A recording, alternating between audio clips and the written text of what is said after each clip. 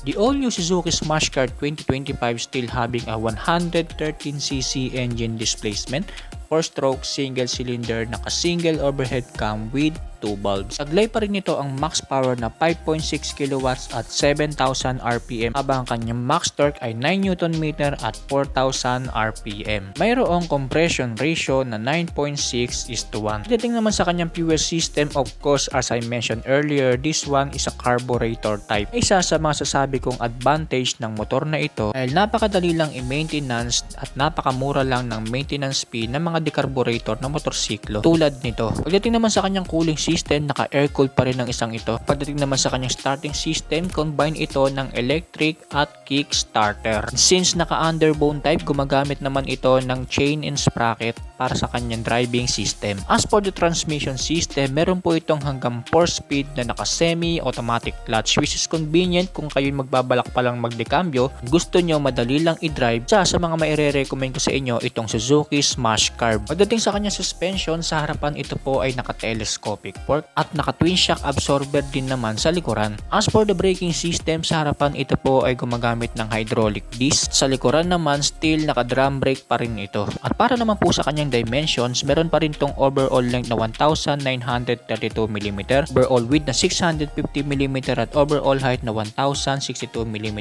At meron pa rin itong seat height na 755mm habang kanyang ground clearance ay 153mm. At ang kabuang bigat pa rin ng motor nito mga kamos ay 91.7 kg.